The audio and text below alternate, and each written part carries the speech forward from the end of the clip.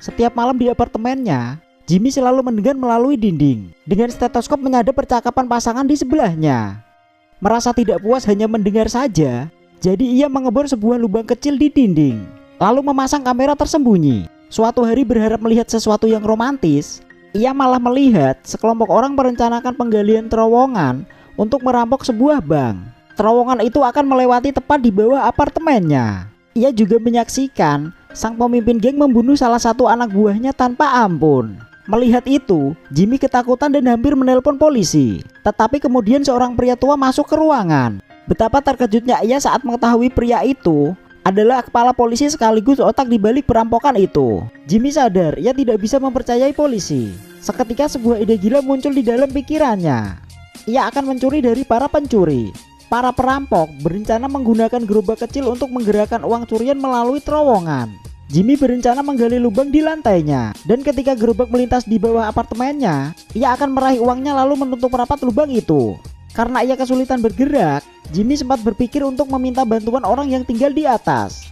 Tetapi kemudian ia menyadari sesuatu. Suara penyewa di atas terdengar persis seperti wanita yang selama ini ia dengarkan melalui dinding setiap malam. Kesadaran itu menyadarkannya. Para perampok ternyata mengirim wanita itu untuk memata-matai dirinya. Ketika seorang tunawisma bernama Lisa dan putrinya datang untuk berlindung dari hujan, Jimmy merasa kasihan kepada mereka. Ia membiarkan mereka menyewa kamar kosong di atas dengan harga sangat murah. Namun ia tidak tahu bahwa mereka sebenarnya adalah mata-mata. Untuk memastikan rencananya berhasil, Jimmy tahu ia harus menghadapi Lisa terlebih dahulu. Malam itu, diam-diam ia memasukkan pil tidur ke minuman Lisa, hingga wanita itu tak sadarkan diri. Ia tidak membunuhnya, karena ia bukan seperti para penjahat itu. Selama Lisa tidak menghalanginya, untuk sementara ia hanya akan mengikatnya. Tapi Jimmy lupa tentang putri Lisa. Saat ia turun ke bawah, ia terkejut melihat gadis kecil itu merayap masuk ke lubang yang telah ia gali. Jika para perampok menemukannya, Jimmy akan berada dalam bahaya serius. Beruntung gadis itu sempat bersembunyi tepat waktu, persis sebelum geng itu mulai membicarakan rencana mereka.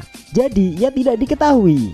Kepala polisi memberitahu kelompok itu bahwa mereka akan bergerak. Ia akan memastikan petugas patroli menjauh. Ia juga memperingatkan dengan tegas agar tidak menyentuh kotak simpanan nomor 88, karena di situ tersimpan uang milik orang-orang yang berkuasa. Setelah para perampok pergi, Jimmy segera menarik gadis itu keluar dari terowongan. Namun kemudian tiba-tiba telepon Lisa berdering, dan ternyata itu adalah panggilan dari sang pemimpin kelompok.